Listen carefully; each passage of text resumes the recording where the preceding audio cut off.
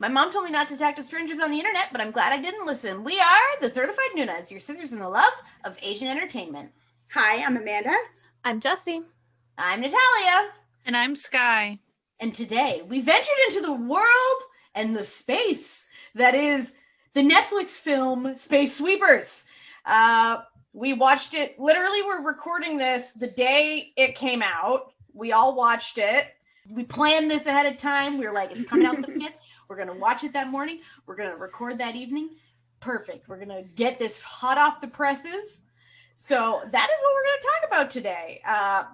There will probably be some spoilers. If you don't want any, pause, go watch the movie, then come back and watch and listen to this. So, Space Sweepers is a movie that came out literally today on Netflix about a spaceship of ragtag people. A ragtag bunch. They clean up space debris to turn in for money from a big corporation that runs a utopia in space since Earth is, climate change and yeah. But only, rich people get there. They're all in debt. It's like WALL-E, but with people. Like, it's not good. So, as space sweepers, they do not earn a lot of money for the very dangerous crud they do. No. And it also should be noted that they're actually, they're in space, but they're kind of not. They're, literally just outside of Earth. Like, they're not, farther out. Yeah. Because Earth is not around, and they're trying to inhabit Mars. There's one of those cool space elevator deals that can take you back down to the Earth's surface and back up to the and then there's station. So there's one space city that's real nice that this corporation runs, and the corporation's like, we got Mars all ready to go. Time to all the rich people move to Mars, and everyone who's not rich can suck it. Pretty much. And they've created essentially their own society that is outside of the bounds of any sort of Earth jurisdiction. So all of these space sweepers, though they work for the company and the company pays them, they're not considered citizens of this company's society. Yeah. So they're, treated like shite. There's a really nice scene at the very, very beginning where you see a tiny little sprout of life growing up through the cracks of the pavement on Earth, and a truck just destroys it. And that's kind of, the corporations kind of says that we're still going to try Earth. We're going to try. We just, all of our magical technology only works on Mars. It doesn't work on Earth. Sorry. Can't get it to work on Earth. Our nanobots are Mars specific for some reason. So meanwhile, they are doing a salvage of some space junk, and they find a little girl just chilling, just in the ship by herself. And then a news report comes on that's like, this little girl is an evil android with a hydrogen bomb within her that could explode at any moment. And they're like, oh shit. So then after that, they're like, but wait. Money. She's worth a lot of money to the right people. I feel like telling any more of the plot at this point would be sort of going into spoilery territories. In general, I would say if you're still not totally, if you haven't watched it yet and you haven't paused us to go watch it yet, if you're into space stuff, if you like Firefly, if you enjoy Serenity, if you enjoy that kind of a vibe, you'll probably dig this. So now pause and go watch it. Go watch it. It's only a couple hours. We'll come back. So it stars Song Joong Ki, Kim Tae-ri, who I love her. Awesome. She was so good. So Jin Seong Kyu, and the voice of Yoo Hae Jin, who's I hadn't looked up the cast before I watched it because I like sort of being pleasantly surprised. And I was like sitting there going, I know this voice. Yeah. And then it also has Park Ye-rin, who is the cutest little bean playing the girl. She's such a bean. Mm-hmm. And then, as I literally found out like 2 minutes before this while watching the whole movie with my brain being like, you know this dude, it has Richard Armitage as like the CEO of the company. And my brain was like, but like a very different looking Richard Armitage that I am used to, but like close enough that my brain was like, this dude. Right? And like, who is he? I starts talking and you're like, wow, he's like actually English and a good actor. This is unheard of for a Korean, like usually not. Well, you don't get that. And right out of the gate, there's also a journalist character. Oh, and immediately it's like, oh, I've seen him in a bazillion dramas. He's like the white guy who lives in Korea and is like in everything. I think he was the friend in like 12 Nights or something. I think he was. I think that's the one. Yeah. He's actually like a decent. He's a decent in a actor. lot of stuff. Yeah, he's in a lot of stuff. Like he was in The Spies Who Loved Me, Backstreet Rookie, Hyena, Dr. John, Absolute Boyfriend, just everything. Welcome to Waikiki 2, Possess. Like he's in Where Stars Land, 30, but he's literally in everything. Like if there's like a need for a white dude in a Korean show, they go for Joey Albright. Well, there's him, and then there's like the guy that has a beard that's kind of, he can do like the bad guy. Yeah, the one who looks like he's also like in this though, isn't he? Because I'm just looking at the list, and there's a white dude with a beard who's like board member number 6 or something. No, that's like a different guy. That's a different guy. But but he shows up in a lot of Asian stuff as well. Like John D. Michaels. Yeah, like him. Yeah. Yeah, he's in everything. He's the bad guy in everything. He's in it. Mercenary team leader, CIA official. They really like mined the white living in Korean dude for the movie. Well, the movie was incredibly international. Yeah, that's like they had to. They're like for the first probably 10 minutes, solid 10 minutes of this movie, there's no Korean in it. No, it's like actually surprising how like much English is in this like movie. I thought I was watching a dub, like because how Netflix has been doing that, where they like they'll start you on the English dub, and you're like, no, I want the subs, right? So I had to go and check, like, wait, did I accidentally start up a dub? But no, it's just there's lots of English and other languages going on here. I need to call out Netflix a little bit for this, because this is not the first time this has happened with me watching a show in another language that has English in it. If I choose English subtitles, I want everything subtitled, including the English. I want the closed captioning and the subs.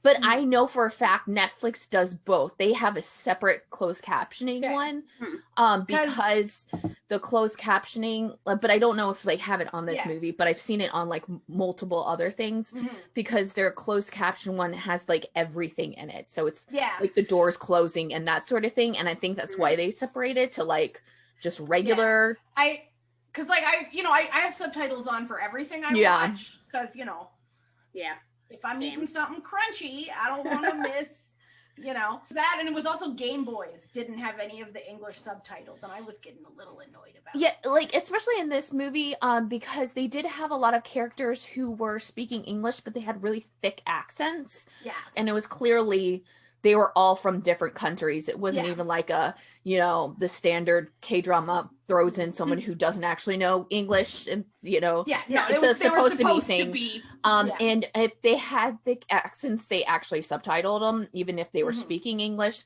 So that is a little weird. It was neat. The one scene close to the beginning with these like 4 or 5 different ships, and they're all talking to each other, but they're all like speaking Russian, speaking English, speaking Chinese, speaking French, whatever. And it's just like Spanish. They're all just speaking, but they all have translators. So they're not like they're all communicating, but everyone's speaking their. I've actually thought that was really. I love that. I thought that was usually super cool. they'll just like put everything in one language and with like an accent. Like it's like when you're watching World War II movies and all the Germans speak English but with German accents, and you're like, yeah, come on. It reminded me of Wandering Earth a little bit in that way, because they would have the different ships that were from different countries and stuff. Yeah. But that's sort of that international. It felt one level more to me, just because the scene that it was introduced in, since everyone was talking at the same time and angry, it was all happening very quickly. I also, during that scene, it was a fun scene, but I had no idea what was going on action-wise. Like, I was trying to follow. There was a lot going on. Follow the action that was happening in space. I kind of know that they're dragging something around, but who's doing what? Like, I was so lost for a little bit. But that was really the only time I got lost during the movie, but I was kind of lost. But I feel like that was almost like a visual trick to show how, like, chaotic and dangerous this actual activity that they're doing is, to sort of, like... And then when you find out, like, that they only get paid, like, $500 for it, and you're like... Really? Like for like a whole freaking ship. Like they bring a whole ship in for salvage and they get $500. So I felt like it was like a I don't know, maybe I'm looking into this too deeply from my communications days, where it was like everything has a meaning in film, but sometimes things are just fun and look cool. So I mean, I did watch, they have a little like behind the scenes thing on Netflix, like the YouTube channel. It's a little behind the scenes featurette. It's only like 5 minutes long. And it's kind of not the best, because like it'll be like a question and then when they answer it, they don't actually answer it. I don't know. It's really, it's kind of weird in that respect, but they kind of do hint towards it. They wanting it to be, well, at least I interpreted it as they wanted it to be set in the future, but actually have this kind of realness, like just because it's just like, it just happens to be in the future type deal. So I think they were trying to go like in the route of everyday workers type vibe, and it not just be so like crazy and fantastical just because it is. And I guess it probably because it's not like so far ahead in time. It sort of reminded me of like the movie Alien, how there was like, you know, that sort of feeling of like, yes, this is the future, but these are like space plumbers. Like, you know what I mean? Like, it's like trade work. What average people would be doing in the future. Like things are grimy, like it's not. Yeah, they didn't want like aliens or like, you know, weird. Like, I mean, like inherently there are the robots and stuff, which are a little bit like off because they're very human, but like they didn't want like, you know, supernatural sci-fi essentially. I thought that was actually really interesting, because so many sci-fi books and movies and stuff, they do draw on a lot of spiritual things or mystical things, which is fun and stuff. But to have, when you see a movie or a show that kind of lacks that, kind of like Wandering Earth didn't have that, right? And then this didn't really have much of that either, which was nice. Like, it's kind of nice to see that difference of, because you can sometimes explain explain a lot of plot away by being like, oh, it was just the Force, whatever, you know. Like, what's interesting about this is they do have their own device for that, but they actually ground the device in science. So it's like anything like mystically, in quotation marks, that happens, it's like, it was nanobots. All the nanobots everywhere. Nanobots everywhere, and they do stuff. Like, nanobots are wild, man. But it was nice because it felt like we talked about nanobots the entire time. Like, no, it was just like, but they did a very nice like Chekhov's gun, where it's like, oh, do you hear about those nanobots that like can't be destroyed? Like, whoa. And then it's like, you're like, okay, these nanobots are now going to come back later on in the story. And they did.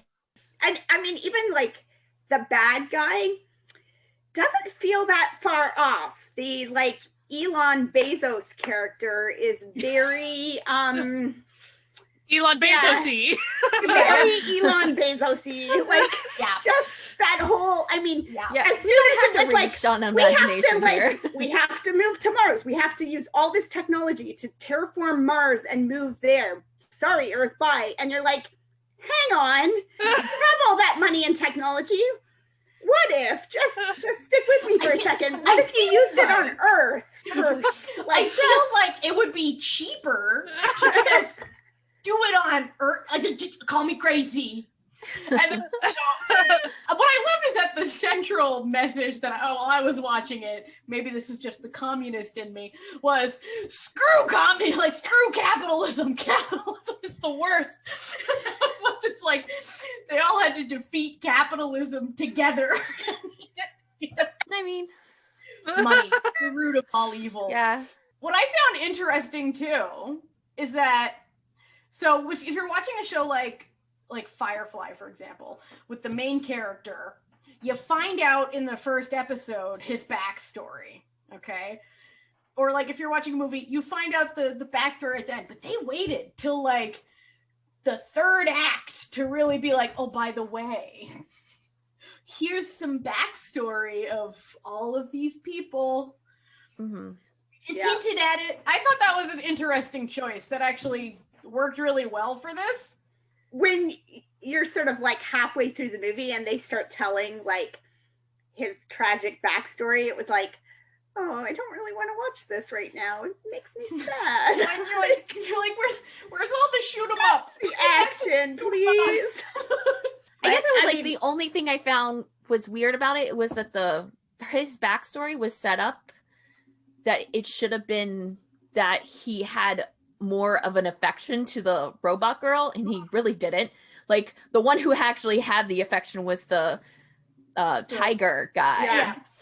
So that was a weird thing, because it was obviously like set up, but they didn't do it how they should have done it to the point. I feel like I sort of understand the logic behind it. So his adopted daughter, dies tragically, and he couldn't stop it, and then he can't even get her body back to bury her because she's floating in space somewhere and he doesn't have the money for salvage.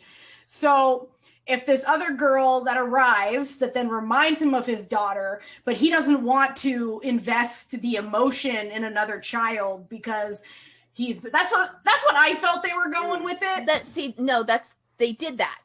So you have that, he already sees the child, he has that disassociation, which makes sense once you find out, but there's never actually it was almost very slightly just a little bit forced to be like towards the end where it was like found family, you're like, out of everyone, the person who had the turn, like the tiger guy loved her pretty much immediately, so did the robot. The turn was actually in the girl. Yeah. But not him. But it didn't make sense to line it up with his daughter story, which is what they did. Yeah. Right. I think it might have felt a little more, I don't know, it might have worked a little bit better if they had given us that tragic backstory a little earlier, so that it didn't feel weird. Like you were just kind of like, because why are you so anti this kid? Like weird. Yeah, because before you knew, like I thought that maybe it was like, because you knew that he was looking for a 7-year-old girl. Like that was the first scene of the movie. I thought it was like his sister or something, maybe, but then that wouldn't even make sense as to why he just didn't give a shit about this kid, right? But I don't know. I understood it, but I agree. It was a little I rushed. guess it maybe it just has to be the placement too. It also gave you so much background into who he was as a person, but you didn't really get any of that in the beginning, so it was it would have been fun to have known a lot of that in the very beginning too, in his actions. Definitely him kind of being an ex-police officer or whatever you want to call those space guard people. The amount of people if they could have, that was, even if you didn't tell that along with the adopted daughter thing. Give him a little bit more PTSD, my dudes. A thing that you knew while you were watching those scenes, I think it would have been a little. It would have made the scenes would have made more sense. I also kind of wish that we'd gotten the captain's backstory a little earlier. More of the captain's backstory. Yeah, wow. That sounds like a movie I'd want to watch. Just her whole business of like being an engineering vigilante. Like, that's pretty cool. And just when, you got Richard Armitage being like, she was the only person to ever get close enough to point a gun. And you're like, oh, shit. Like, I want her to do it again. That would have been very, very satisfying is the word I am looking for here. I think the world building that they did was really good. Like, there's a lot more story than what we got. So like you could see them making the movie about the captain, her prequel story. You could see there being more stories, spin-off stories that take place in this universe that maybe don't even have this cast, like they did some really solid world building for this, which is nice. I liked the way they did it too, and I know I keep bringing up Wandering Earth, but it's because it's kind of similar. No, they're really actually pretty similar. They're very similar in theme, and even the way they did the world building, just like Wandering Earth, they do it as the story is moving along. Most of it, they did have like a couple of title card things that explain like what year it was or whatever, but as far as the mechanics of things, it was like as we're going, it was. Like, and that's the right way showed it to us, right? Like, because then if they just tell you, show not tell, right? If they just tell you, then it's just like, oh, I guess this is what I have to just keep in my mind the whole time. But when you're just shown how the world functions, then it feels more real, and you can suspend your disbelief a lot better. And I thought the movie was very excellent at that. What they did the best was they didn't try to tell everything. Like, they didn't try because they had this whole world to explore. They were like, it's like pointless to talk about it, so I'm not going to, which doesn't happen a lot in sci-fi movies, right? Which is like it. I see the like want of it, and I could see how someone could enjoy that in your film and like have the full world building and stuff, but like this is kind of more like zeroed in on, this is the story we're talking about. You get enough so you know that like how things work, but we don't feel the need to explain everything. And I guess that kind of stems back from how grounded it is in very much like, it just feels like that's what the Earth would be at that time, like conceivably from where we are like in the world right now. And even humans' relationships with droids at that point, they never like go and explain that or anything. It is what it is, and you move on. Like, you just accept it as the story's going on. Like, and they don't go into a big deal. Like, the main robot that you hang out with looks like a robot, doesn't have like humanoid features at all, really. But then when they're talking about this, like this child android that has a hydrogen bomb or whatever in it, like there's nothing about that surprises people. So you immediately know, okay, that's a normal thing. Androids that look human is a normal thing right now. So robots can look human. Okay. And then later on they reinforce that notion with the robot character talking about how they want to get human skin, essentially. So it's like, so they'll give you like a setup and a delivery. Like, they'll set up and they'll reinforce what they've set up. So, that's but not over the top. It usually didn't feel very heavy-handed. Like, no. It was just like very subtle, that like it just sort of reinforced the world pieces of the puzzle that this world was. Though, I mean, there were some times it would be kind of obvious. Like, right now we're talking about this super seed or whatever it was called. Like, well, that'll come back later. Like, yeah. Like that, in these sorts of movies, you sort of expect, like, okay, they're gotta give you like the red herring that is coming. They got to give you the MacGuffin that you're going for, like when the reporter close to the beginning starts asking these uncomfortable questions and stuff, and the guy's like, oh no, invite him back for a conversation. I was like, oh, that guy's gonna die. Like, you know, you're like, well, that conversation is not gonna go well, I'm certain of that. Like, one thing that, I mean, I was curious about, but I was totally fine that the story never went there. The CEO character, there was a lot to him that we have no idea really what he was. Yeah. Because obviously he had been living for a long time. Yeah, they said he was 150 some years old. Yeah. But he looked about 45. Nanobots. That's right. Nanobots. We assume. There was something going on with him, because every time he got like angry, suddenly he had like weird veiny tendril things happening to his face. You were like, and then they'd go away. And so, demon voice, and then he'd have demon voice, which was that was special. I know, and I nanobots, my dudes. I thought maybe he was gonna like that he had to like feed on human flesh or something, but like that never happened. They never went there, so I was like, it just went away. Maybe he was the evil android all along. The acting in this was pretty good. Even the random white people were good at this. Yeah. And there were a lot of random white people and a lot of random non-Korean people, which normally if you're watching something like Korean drama and a lot of Korean movies, yikes.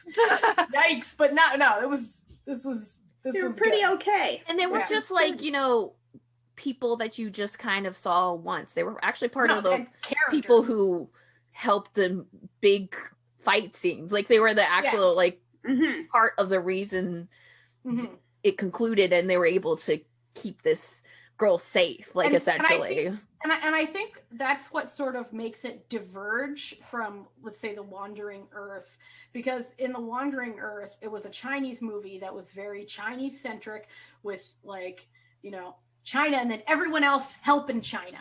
But in this one, it was very international, and it was like, this is just the story of these Korean people, but they're set in the larger scale of a very multicultural post-globalist society, and the movie reinforced that very well. So it wasn't like Korea's the best, we're so, you know, it was just like together we succeed. And Korea is but a part of a whole of this society that exists. And I thought that was really, really well done. Yeah, I agree. I think they were also just trying to not focus in on the rich people and the non-rich people, and that's it. You know? Yeah. Like they're like essentially if you were gonna call them anything, it would be whatever that group, you know, that place is outside of the atmosphere. That place would be like the place, and so they're all they just all live there. It didn't always go where I thought it was going to go. Like there was a certain point in the movie where I was like, oh, we're doing Korean fatalism, like basically everybody is going to die in the end and we're going to have the bad ending. And then it took a turn, and then it took a turn back, and it kept me guessing. I was like, oh, okay, like I like that in a movie where I don't 100% know from like the first 15 minutes, oh, okay, and this is where we're going with this. Like, it's nice to be surprised. And can we talk about that little girl actress? Because she was so cute. Oh my God. One, she was an incredible actress. She was killing it. But she was the cutest little thing I have ever seen in my life. I just wanted to pinch her little cheek. The other little girl was super cute too. Yeah. Little girls were so cute. They were really cute. And she's so cute. Like they're at the point where she's telling them their name, and they're like, "Wait, I thought your name was Dorothy," and she's like, "This is my Korean name." like, come on. Or just, they're like, "Oh, okay." When they're trying to wash her hair, and like he puts the water, and she's like, "Hey, it's too cold." And he's like, "Oh," this like big tattooed, gruff like gangster is like, "Oh, my apologies." Like it's just so cute. I loved the arguing about dinosaurs scene. Yeah. She drew a. I don't remember what type. Anyway, like a brontosaurus or something. Yeah, brontosaurus. Like, and then he's like, "No, like pretty much T-Rex. Like this is what a dinosaur looks like." She's like, "No," and she scrolled. This is They're just so cute. Also a dinosaur. And he's like, "Oh, you're right." He was a so great cute character. with her. I kind of appreciated how the female captain character, it's not like she was immediately the mom, you know? No, very much great. not. No. Yeah. She only stepped in when she was like, you people are too stupid to do this. Like, move. But she also wasn't that, like, that super stereotypical, like, hard-ass boss lady. Like, she was, but she was also human. Like, she didn't just fall into the tropes. Like, I think that was nice. Like, all the characters felt fully fleshed out, like, characters. What I enjoyed is that in the beginning scenes, like where you first meet the space, like all of them as a crew, and all the other ones are like, oh, thank God they're not coming out today. Like, she's crazy. She's like, she's the worst. Like, they do the craziest shit. Like, but we heard one of them had to go to Earth, so I guess like they won't be here. And then it's like, Spaceship Victory coming in, and everyone's like, no! Why? So it's like they're all terrified of this woman with her fearless attitude and her robot eyes, and she's just like coming in, giving them the flipping the bird and just being like, this shit's ours. But when they were like, the other crews were like, we should share, and then you see how much money they get for it, I'm like, heck no. Like, why would you share that? You can't share that. That didn't even pay for gas. Like, come on. just the scene where he goes to pick up the money and like they count out the money, and then the guy's like, but since you broke that antenna, that's like 3 times as much as you would have gotten paid, and takes the money back. And Song Joong Ki's character's like, why would you even show me the money? Why would you do this to me? One of the aspects I kind of dug with the robot character is that, I mean, it's just a very generic robot character with this man's voice doing the voiceover and stuff. And then there's this one scene, and the little girl calls the robot Uni. And you're like, what? And the robot starts blushing and is like excited because she sees who the robot is. And you find that the robot, that's what the robot thinks of himself as a girl, but they have this like deep man voice. And I like later when the robot gets, it was kind of an interesting story in a sense of like kind of a transgender character. Like, they got to put on the face that felt like themselves, but then they were still stuck with this like man voice, and they were like trying to get a new, more girly voice, and the kid was like, no, I like your voice is you, like that's who you are, it's your voice, it goes with your body because this is who you are. And I was like, that was nice, like that was somewhat unexpected, and I appreciated that. So it was, I don't know, I mean, not being a transgender person myself, I can't speak to how a transgender person would feel about the fact that that character was a robot. I thought it was handled well, and that every aspect of that was dealt very nicely and didn't feel weird.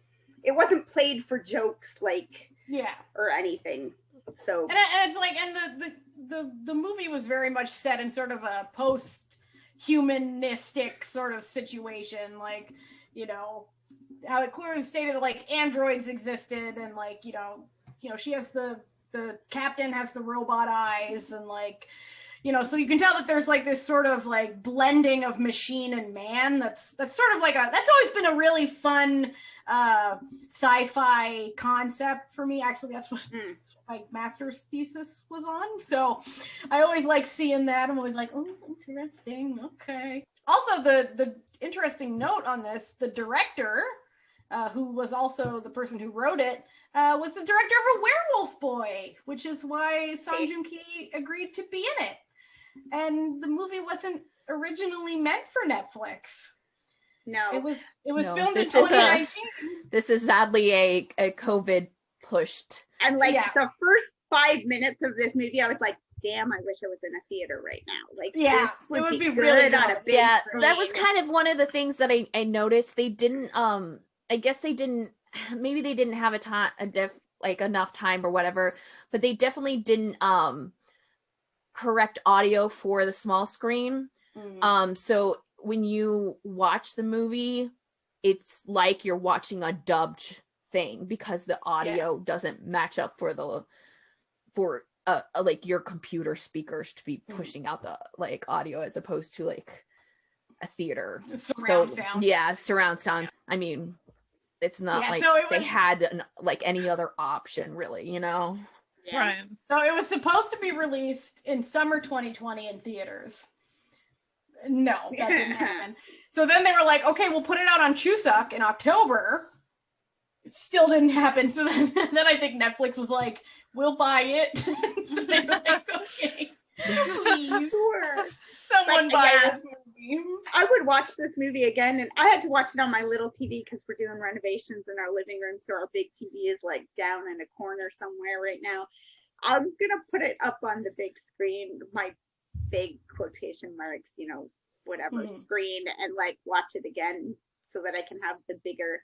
I started on my phone and I was like, nah, I need a screen for this. I also started on my phone and I made it like probably 10 minutes in and I was like, what am I doing? Yeah. Like, why am I watching this on my phone? Like, I mean, I would never have had a chance to watch this in the theater anyway, because my like podunk town is not going to bring in a Korean movie. It doesn't matter how like exciting and blockbustery and you know it is, they're just not going to do it. But like if I had an opportunity post, I would go watch this again and watch it on a big screen like it deserves, because it's definitely a big screen kind of film. Yeah. No, I think Montreal would have definitely had it playing at least one theater somewhere, because that's how Montreal be. Yeah. I would have gone to see this in theaters, but I don't leave my house because I have no immune system. So yeah, not now. Well, it doesn't matter. Now. If you had a great immune system, don't go out. I still wouldn't be leaving my house because I got, you know, I'm rubbing my two brain cells together and going, I don't want to kill any grandmas today, you know? Oh, I will say, you find this out in that like little behind the scenes featurette. The actor for the robot was on set. It was him acting out everything. And then they CGI'd all that stuff onto him. Cool. Because like he's a like when I saw who it was, I was like, oh, that guy. Like, yeah, because he's like a pretty big name actor. Yeah, how they had to like focus on things, but it was like really great that he was able to be in there, because when he would do some of the stunts, because they just had him in, you know, the pinpoint capture rig. suit. Yeah. So when he was able to do some of the stuff, like when he was, you know, on the side of the ship and he was like all crazy, like since he was there doing it on set and it was his body, it was really like they were able to do it and layer on the CGI easily, and it like became better. And I would assume it probably really benefited most for the character that was with him the most, the little girl. Like she probably, I would assume like a kid that age, it would have been hard to do and like to act to nothing. Yeah, and to act to him. And like their suits, like especially now, are not like, it's basically like gloves and stuff with white dots on it. So it's not even like weird to be conversing with him.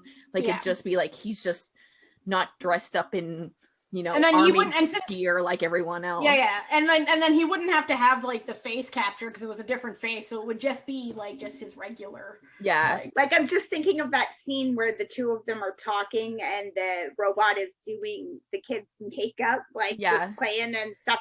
And I'm thinking, like there's no way that scene wasn't done with a person sitting there, because the kid the kid's eyes were always in the right place, and the, you know, like you just.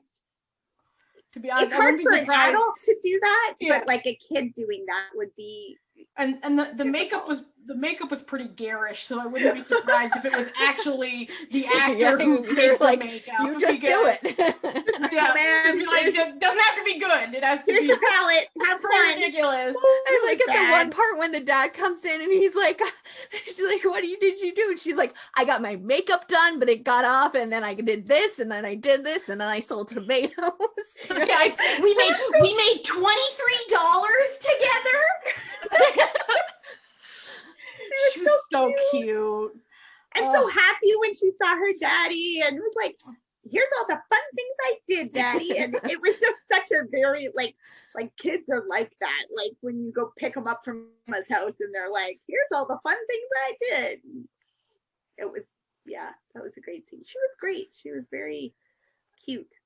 I liked how they showed how the crew interacted before that character showed up and then after that character showed up. But again, I didn't feel like it was too heavy-handed, really. No. How they like slowly changed how they would interact with each other and the girl character. But because it wasn't like we're all hard asses and rah rah rah. I mean, yeah, they would fight and stuff, but I don't know. It felt very natural, family-esque. And then you could also tell, like, there was one scene, I like when they do subtle things that sort of tell you more about the history of the characters than actually just telling you the history of the characters. So, for example, the scene where a cop comes to their house, and then, like, without even saying anything, they manage to, like, con the cop by, like, you know, putting money in his hand and being like, oh, we caught you on tape trying to take a bribe. I hear that's frowned upon. And then he's like, I did not take a what? So it's like, you know, all of them rubbing their little two brain cells together. You can tell that, like, they work on shenanigans together at other times, because that's not just something that you can independently come up with. They don't have a psychic link with each other, right? And the fact that the little girl slid right in that, like, in the scene, like, she hides and she does stuff and she, you know, sneaks around corners and she's like, am I doing good? Like, yeah. And they're like, and they're all like, yeah, you know, but like, it's perfect. Like, she just fell right into that. And there was no like mystical, like, she's also a psychic, so she knew what she should do. Like, no, she just fit with them. And it was, it just was a really good scene for telling you that she just fits with this little family. Yeah, she's not River from Firefly, you know. She doesn't. No, she sort of serves that same purpose in a sense, thematically. It's not the same character. Yeah. She does have powers. She does not. You know, she does not go around kicking a lot of ass all of a sudden out of nowhere. Though that would have been really cool. But I feel like that would have made the movie less good somehow, because like the reason she has nanobots is to keep her alive, and then all the other things the nanobots do are just sort of like side effects of like the nanobots curing her genetic illness. And so it's just like the nanobots work to protect themselves and by extension her, since they live in her, and so they interact with the world that way. But it's not like her having special powers, it's the nanobots. Oh, the nanobots. I did think at the very, very end when the robot gets their skin and it's a young woman's skin, I did think in that scene, I thought maybe we had done a big time jump in now. I did too, for just a moment. Like 10 years later. And then the voice comes out and you're like, oh, it's the robot. Yeah, that's nice. I also had that same thought. I was like, oh, is she like a teenager now? And then like his voice came out. I was like, oh, okay. Oh, they brought that back. Good job. Brought it back. And it's like, and he finally got a pair of sneakers. 10 pairs. 10 pairs of sneakers. That's right. Because that he doesn't have to put together with super glue. Because like when the ship first comes in at the beginning and Song Joong Ki's character is like, he's the pilot and stuff, and he's sitting there with like no shoes on and like his toes sticking out through his nasty old socks, and you're like, wow. But now he's got nice sneakers because they, you know, saved the world. So they get and like, to be honest, if you save the world, the least you should be able to get is 10 pairs of sneakers. Am I right? Right. I really enjoyed it. I would say it's not like the deepest of movies necessarily, but I thought the themes were good and stuff. Mm-hmm. Some movies are meant to be like deep, dramatic introspections, and some movies are meant to be fun to watch and, you know, a little bit silly. And this was a fun movie. Like, I did still find that for me, it was quite an emotional movie. Like, I actually cried at one point. I was like, I was feeling the emotions. I felt very wrung out at the end of it because it was quite a roller coaster of like, will they, won't they, who's going to survive, who's not going to, and stuff. Like, I felt very emotionally invested in their story. I think, you know, we've compared it a couple of times to Wandering Earth. To me, there's more story there than there was in Wandering Earth. Like, for sure. But and I felt the characters were better fleshed out in this as versus the Wandering Earth. But the Wandering Earth wasn't really like a character piece, as it were. Whereas this one's like a character piece, but also some fun shoot 'em ups in space. You know, like you get them both. There was that one scene. Like, it's hard not to make like Firefly connections and stuff to it. Like, it did have some very similarities there. But like, there was the one scene where like all the bad ships and all the good ships are like going at each other, and I was like, I've seen this scene before. I'm pretty sure this is like exactly the scene from Serenity, just with different ships involved. Like, it's, you know, it's a good scene. scene. It's a good scene. It works. So like, hey, I'm okay with that. Yeah, that's like the end of most Star Wars movies too. Yeah. Like, everything builds off of everything else. So it's that sort of they have tropes in here. Don't think that like this was above not doing tropes. They didn't take all the tropes and throw them out the window. Like, no. This sort of film has to rely on those sorts of tropes to sell itself. So, but they work very nicely with it. So it's not like you're like, oh God, not this again. You're just like, okay, this again. Cool. So, like, let's say if someone, okay, so Firefly and Serenity, I would say that they are darker than this movie. This movie, yes, does not show blood. Yeah, it's not as gory. No, it's still pretty intense. Like, I would still probably Firefly Serenity scale, I'd push it a little closer to Serenity than Firefly, maybe, like on an intensity level, but not on a gore level. If that makes, you know, like, I watched it before I would watch it with my kids. It's listed on Netflix as TV mature, but I would say that's mostly for language. And a little bit intensity, there's a lot like of, you know, there's an intensity to some of the situations that maybe isn't good for younger kids.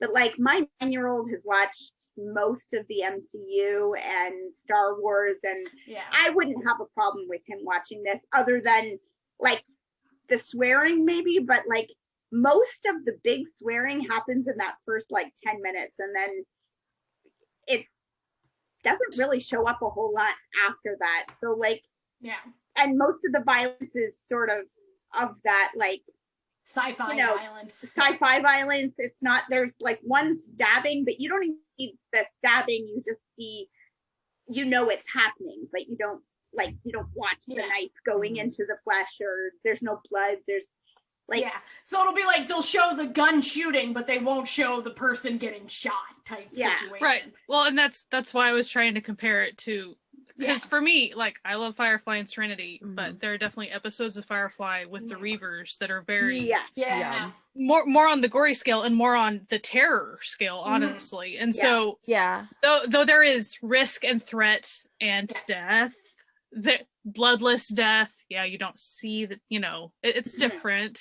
I'm saying it's softer than definitely. No, I agree. I think also it's actually really not that action packed. No. It takes a really long time to get into any sort of real action, to the point like to a normal this kind of movie. So I could see a person who likes action not being super into this movie. Like I can see that. Getting bored in the middle. It's because like, I mean, like, a lot of it's just like low risk stuff, and it takes a really long time before it becomes anything like an action film. Right. Not in a bad way. No, but I'm just saying, if that's the type of what you're wanting to get into, that's what you're like, in for. that like, if like if you had a choice and you had to choose between two, maybe something else would be better for you, and that sort of thing. But you're gonna have to wait. It's on Netflix, so it doesn't really matter. It's not like right. We're like telling you not to like pay the $20 for a movie ticket, but just as like an awareness thing. Or if like you were coming into it not wanting a lot of action, it actually might be a really good option for some people. If you can only handle like 10 minutes of stuff like that, there you be. I mean, it's not, sometimes with an action movie, especially these days, they do a lot of that like shaky cam and hand cam work, and it gets hard to watch and you're feeling seasick. There's not a ton of that. Like, it's a little bit like that very first scene with the ship. You're like, what am I looking at right now? Where am I going here? What should I be, but that settles down pretty fast. And then it's maybe a little bit like that at the end again, when again, you're having spaceship battles and stuff is weird, but like in general, it was a very easy movie to watch. Like eyeball wise, I wasn't seasick. I wasn't, And don't go in expecting any level of romance whatsoever.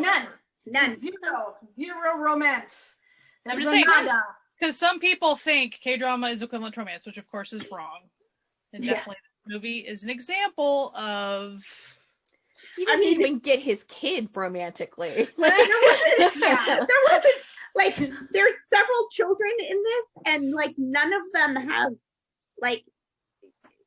have two-parent, like, there's not even that level of romance. Like, it's a lot of single dads and single mom stories going on here. And there's like, apparently children all just, come up from the ground like potatoes or something. Don't worry about it. Don't worry about it. Don't worry about it. It can't exist. That's all you need to know. That's not the story here. The story is the kid, not how the kid came to be.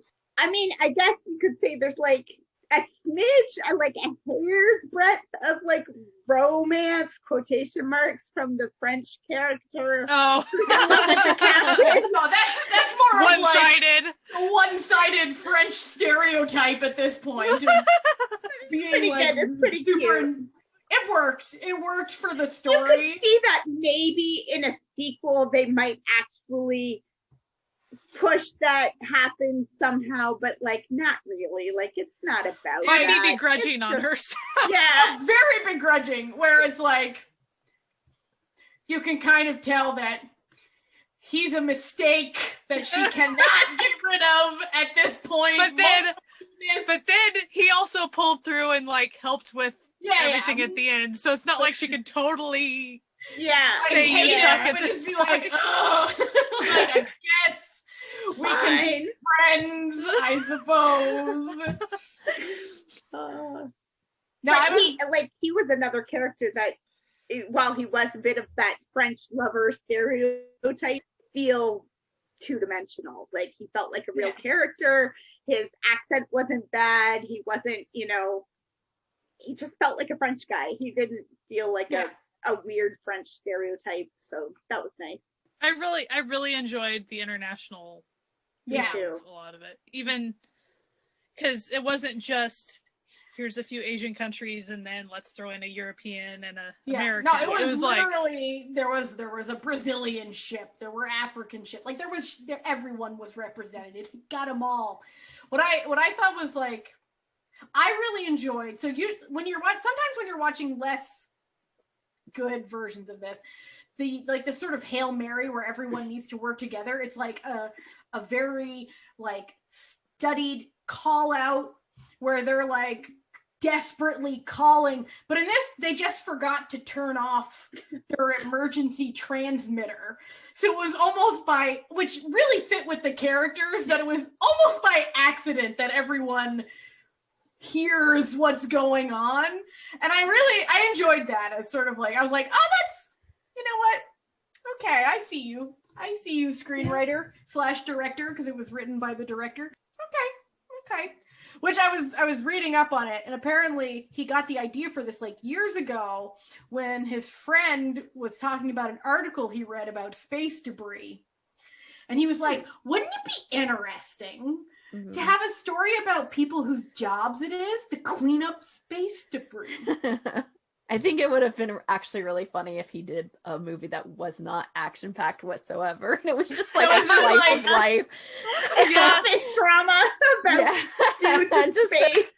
Just a really like really dry the road. Missing in space. Like I mean, it's just like that's how advanced we become. It's not some like urgency. Because I will say that like that's actually the most tiring about all of these is that it's always because the Earth is dying and they have to move somewhere else, or the Earth has died and that's why they're somewhere else. Like there's never a time when you can get just a space drama just chilling. It just happens to be in space, you know? Like, and like that doesn't define it.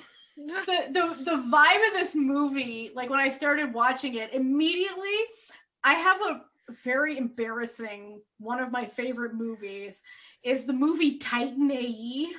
I don't know if you know of this film, anyone listening. It's a cartoon film, an animated feature starring Matt Damon. The Earth has been bloated up by evil aliens, and he works as basically the same job that these guys are doing, but there's like aliens and stuff. But it had like that sort of same like grungy vibe to it. Now, so like within like the first 10 minutes, I was like, oh, okay, I'm gonna like this. All right. I see you. So yeah, but no aliens. Titan AE was all aliens, barely any humans. This is all humans. This kind of reminded me, especially with the little space elevator kind of thing, it reminded me a bit of the Total Recall remake too, like with the like dark grungy Earth, and then and also a little bit of the original Total Recall with the whole concept of a Mars colony and stuff. So it's in some ways it's nothing new, but like the way they put it all together is fresh and fun. I enjoyed it. 2 thumbs up for me. I think it's a great movie to have people that don't watch Korean entertainment watch. Yeah. For sure. If you're a sci-fi fan, if you are obviously if you're listening to us, you're an Asian drama or whatever fan. But if you're, married to, in a family with, whatever, people who are not, this is probably a really good crossover opportunity for you, because they will. I did tell my friends to watch it, so my non-Asian drama watching group chat, I was like, hey y'all, I just watched this movie on Netflix. I think you'd enjoy it. I think it's gonna get a lot of traction. It definitely went into screeners on film people that are not Asian entertainment based, so I think it's gonna get a lot. I just looked it up because I was like wondering if it kind of seemed to me, and I'm making an assumption, I haven't actually read into this, that there wasn't a lot of action because the budget might have been low, and that it looks to be that way. It was a 21 million, which is less than Sweet Home got. And comparatively, I just looked up Wandering Earth to see their budget. It was 50 million. So I think maybe that's why. But they use their budget very well. And that's not a lower trash or anything in that. And no. Also, that's not actually good enough basis for it not having action, because it could have just not had action per what the writer wanted, too. Like that's not a thing. I was curious to see what the actual budget was. It's kind of impressive in a sense, because to me, I was like, this is a really good movie. The action was good. Everything about it felt good and big budget to me. And to find out they did it on such a small budget, I'm like, what if they wasted all that budget money with it actually, like the MCU? Like, because I didn't feel like, I don't know. You know what? It actually makes sense to me that there wasn't a lot of action, because I just looked it up just to double check. And so the director also wrote it, and he was also not only did direct Werewolf Boy, but also wrote Werewolf Boy, which is another movie that the synopsis of which you would think had a lot of action, but has very little action and is focused more on the characters and how they affect each other rather than, you know, big action-packed stuff. So that actually does make sense to me. Yeah, and I think also he would have written this. This movie is supposed to be Korea's start to try to get into the sci-fi game, which is not a thing in there. So like it would make sense in a term of like Korean audiences. This is not what the Korean audiences are going for, so you wouldn't want to spend that much money anyways. Yeah. But like literally they had the movie should have come out on theaters like on a normal time. So like it's actually good that it wasn't a big blockbuster and had to force like to get, you know, bought by Netflix and not see that income from the movie theater. So maybe because then that actually gives it like helps, because that gives it a wider global reach, which means like more. Well, and if it gives it a bigger reach, but it doesn't mean that they're going to get more money. Yeah, because they would have gotten more money on theaters, which is what I'm saying. If they didn't spend that much money, they didn't lose that much money, having to lose money to go on Netflix. But in terms of like breaking into like the sci-fi genre, it's almost good that it's on Netflix to have a bigger global reach. So if more people are interested in like more Korean sci-fi films, then there's, you know, if there's like if this movie gets a lot of views, then there's, I don't think that was his actual intention, though. No, it definitely wasn't. It's for Korean audiences sci-fi, so I don't want to like take that away from them. Like, now we get to internationally. No. But I feel like in order, if this does well on Netflix, which I think it probably will, because this is the sort of movie that people like to watch, you know, and we're all supposed to be at home. So I feel like it'll open up more opportunities for like a more of a variety of stories to come from, you know, Korean writers and Korean directors and filmmakers and things. So that's always exciting. But I think, as Jesse was kind of saying, or as I kind of think that if it had stayed domestic box office, had the world stayed that way, it could have hopefully not flopped, but income-wise, if they hadn't made, you know, quote unquote enough or impressive numbers, then it would be hard to get more sci-fi Korean entertainment out there. I think also its greatest competition would be China and not the rest of the world. So the rest of the world really wasn't its intention. It has it because it does have like American actors and stuff in it, but like it's definitely tension wasn't to be like, Korea's gonna be the one with the sci-fi for international. No. Right. Yeah, because if definitely, if the intention had been this is going to be a big blockbuster around the world kind of scenario, more than just Richard Armitage would have been. Yeah, there would have just been Richard Armitage. You know, like you would have recognized more actors. Like there would have been, you know. Yeah, you would recognize them from K-dramas that you would have been watching. yeah. So, yeah. I'm just like really curious, like, how did they get Richard Armitage onto this project? Like, I want to know. I want to I want to see that interview. Who called up Richard Armitage and was like, hey, have we got an opportunity for you, a mid-budget Korean science fiction film? You're fresh off The Hobbit, looking for a new vibe. We got you, fam. What I found very humorous about this is the fact that Richard Armitage is in my drama list based. Like, his one credit on my drama list. Which makes it look like he's not been in many things, but it's like, oh no. Yeah, he's just hop over to his IMDb and you will see plenty. He's not that like lame white actor. He's like famous. Like a big name dude. No, you know what? Maybe I'm reading this all wrong. Maybe they didn't approach him. Maybe he approached them. He was like, listen, I'm really into Korean cinema. I would love an opportunity to be the white guy in your Korean film. You know, like just hey. I've been watching a lot of K-dramas, and I know I can act better than most of those white guys you got doing English in there. So, like, hey, give me a shot. As long as you give me really creepy veins, we're good. They did really well with his character. He's a great actor, I mean. But even the makeup and all that stuff that they did on him was pretty cool. Mm-hmm. I kept on waiting for him to like turn into an alien or something. Just with all that, I was like, is he just gonna molt his body and just become something? I was like, okay, when does he like suddenly like all of his youth like ages out of him? Like picture of Dorian Gray. Yeah, exactly. Like, but no, the nanobots.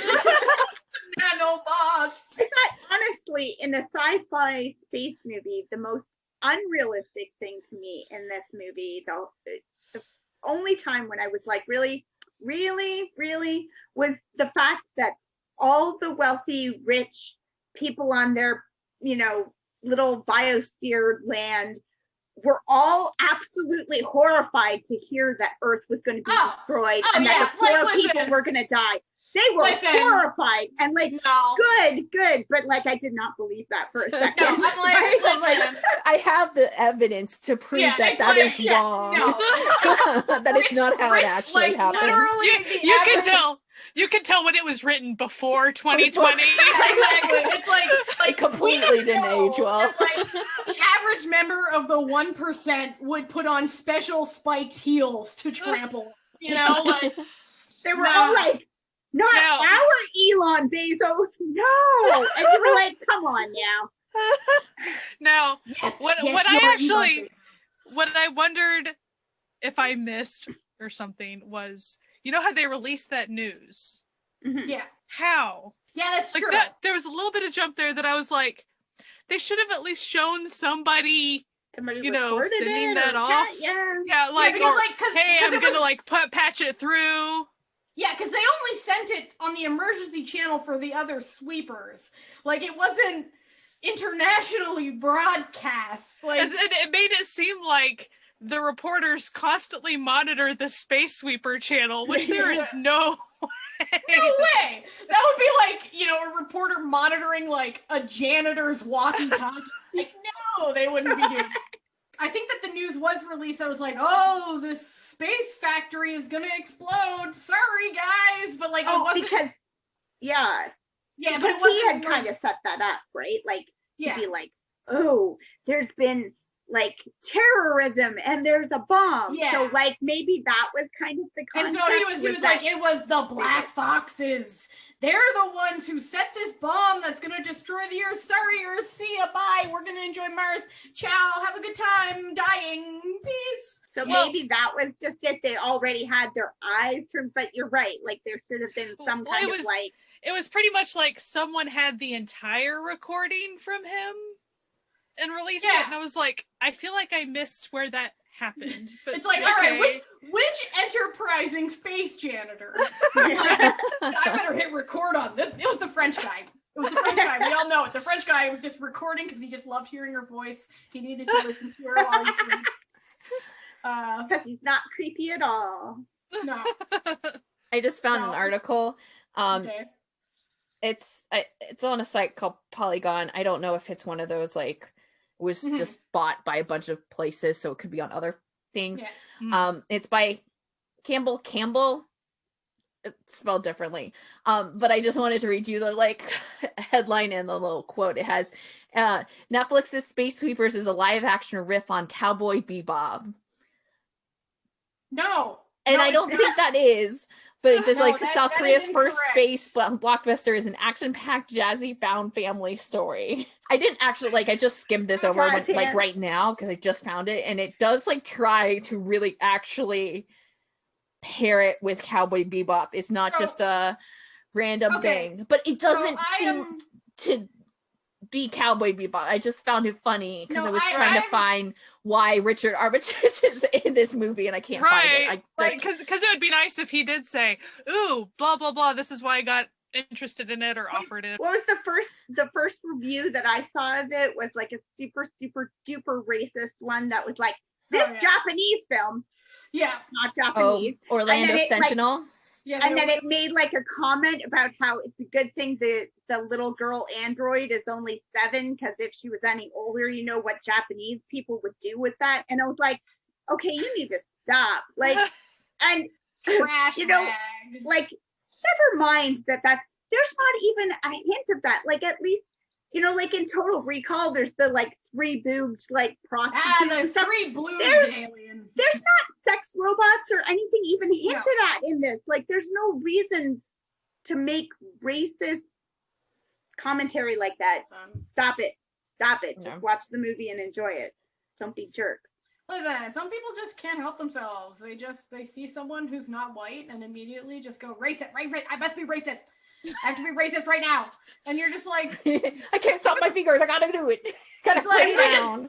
I just need to say something racist for no fucking reason. And you're just like, I wonder if it's still there. It's funny when you're like, I'm just scrolling through, you know, you search and you just scroll through all these different reviews, and it's like this big budget Korean sci-fi, and you're like, it's not a big budget. What are you talking about? Like, you're like, in terms of like a single episode of Friends had a bigger budget than this movie. Stop it. Yeah. Example, Avengers Endgame, their budget was $400 million. You have to remember, the thing I'm going to say about this is, you have to pay the actors, all of those big names that show up even for 2 seconds. You have to pay all of those people. Which Song Joong-ki is a pretty big name in Korea, but an insane amount of percentage of your budget. Yeah, he's not a $20 million a movie big name. Like, that's not the level. That's not really heard of in, you know, Korean cinema. Like, their actors are not paid the same as, you know, North American actors. I'm trying to like find one. But they should be, dag-nabbit. Like, this is so great. They're like, this whole article, it's basically just a review of the movie. And then they're like, so if they do make a Space Sweepers 2, it could be there by 2023. So they just pulled that out of their butts. Like, if it does well, Netflix will probably greenlight a sequel, and it'll probably be in your screens by 2023. We have no evidence to support this whatsoever. Of course, because it's Screen Rant. So it wasn't Orlando Sentinel, it was Orlando Weekly, but they've since changed it and have an editor's note. An early version of the story identified the movie Space Sweepers as Japanese, which was really dumb mistake on our part. We truly regret the error and offer our apologies. The capsule has been corrected with an apology from the writer below, but we both take full responsibility. It wasn't the fact that you called it Japanese. That's not what we're actually upset about. It was the racist shit after that. Okay. Like, you know, if you just like stared at it quickly, like, yeah, maybe you think it's Japanese when it's actually Korean. Okay, sure. That wasn't the main problem. Here it is. Note. A previous version of this column misidentified the film as Japanese in origin, and in the context of a joke that managed to offend readers of several ethnicities. We apologize profusely for the error and the injury. Mm-hmm. We're sorry that our joke offended you. Yeah. We're sorry that our racist joke was racist. I'll show you. Hold on. There it is. So this is what the actual synopsis was for this, like, originally before the edit. It's like, remember Quark, the 1970s comedy series about an interstellar garbage scow? Well, apparently the Japanese do too, because they've gifted us with a flick that's likewise about a team of deep space salvage experts. In this story, our heroes discover a sought-after girl robot out there among the wreckage, and thank God she's only 7 years old, because you know what the Japanese would ordinarily do with a concept like that? No, actually I don't. Why don't you tell me? Why don't you explain Steve to me? Schneider. Yeah. But, okay, the amount of times that they say it's a Japanese movie and they didn't bother to go look at it. Yeah, no, because it was also in the title, too. It was like, because it's whole article is like a little like snippet of each of the movies that are coming out for the week or for the month or whatever. Yeah. So like it had, the title was kind of generic because it was trying to, you know, encapsulate everything that they were talking about, but like it did say Japanese sci-fi flick. Also, there's a few issues with their thing. One, they're not in deep space. I mean, like, I'll give like it like that, yeah, like it's like whatever, because it's like definitely not like supposed to be like it wasn't on like a we got a screener for it vibe. It was more of a like, this is what on my limited amount of like yeah, but it still doesn't excuse the racist ass hat. No. I also need to point out, okay, in terms of the budget, I found a good movie to like be like, okay, if you thought 21 million was big budget, do you remember a little film called G-Force about guinea pigs that were superheroes? Sure. The budget for there'd that be a lot movie, of CG. That's okay. Yeah, but there's a lot of CG in this one too. The budget for that one was $150 million. So, like I was saying earlier, I think that the actors still needed to be paid more. Yeah. I think that a lot of people needed to be paid more for this movie. Probably. I feel like this is the sort of thing where people agreed to be in it because they liked the director. And they were like, all right, we'll be in your movie. No, it was a fun movie. I really enjoyed it. I think it's worth a watch. 2 thumbs up for me. I really liked it. 2 thumbs up for me too. I really enjoyed it. I was like, it wasn't my favorite, but it wasn't terrible. It was fine. It's like the sort of movie that I really enjoy watching and that I grew up really enjoying watching. So there's a bizarre sense of like when you're watching it, like it's sort of like, for me anyway, like nostalgic of the stuff that I used to love and still do love, I guess. I never really grew out of any of the things that I love. So yeah, I thought it was fun. I thought it was fun. Man, even the like Richard Armitage like fan site doesn't have any information about how or why he wound up like, there. I didn't realize it was Richard Armitage. I was looking at it like, well, why they have information about it, and like how, I guess in the like the press release stuff, he was like, I wish I could be with you guys, but obviously I can't. And like, I hope I get to go to Korea again someday because it's great. But that's basically it. Like, they don't have any like, but how and why? Like, I need that story. I want to know the process of how they got the Hobbit's Richard Armitage to come make this movie. I want to know. I will say, so on my treadmill, there's little trainer videos, and there's a series of 2 of the guys that were in The Hobbit, 2 of the dwarf actors. Yeah. And so they tell all their stories about training and filming and Richard Armitage and all this stuff.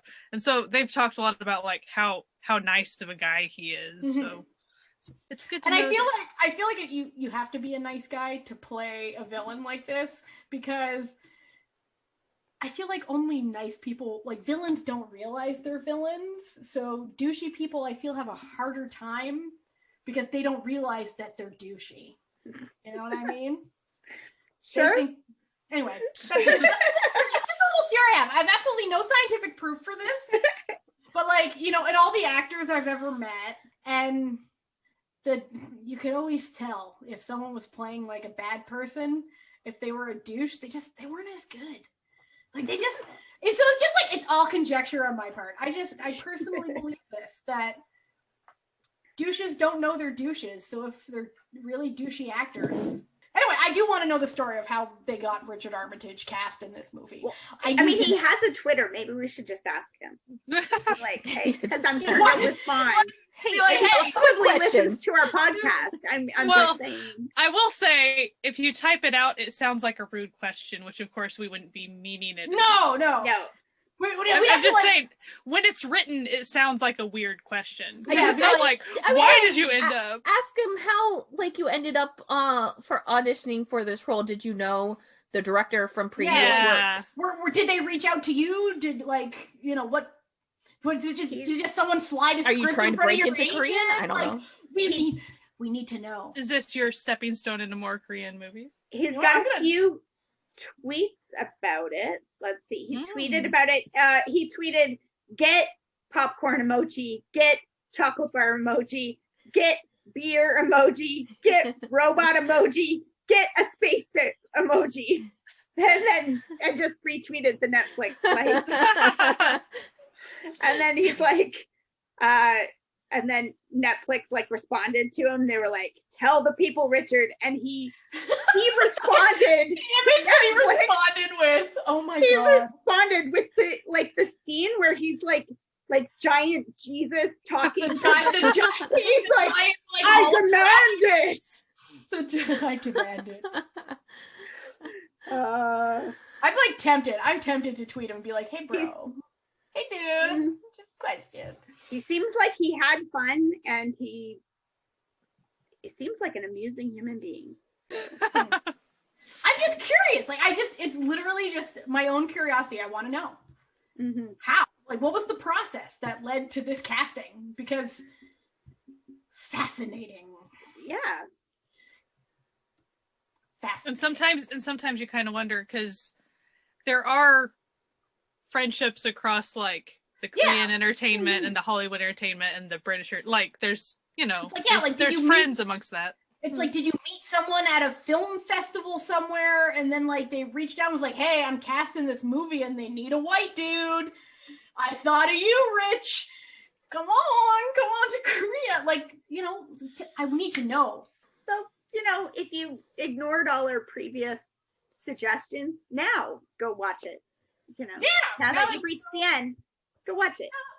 Now that spoil everything. So hey, go enjoy yourself.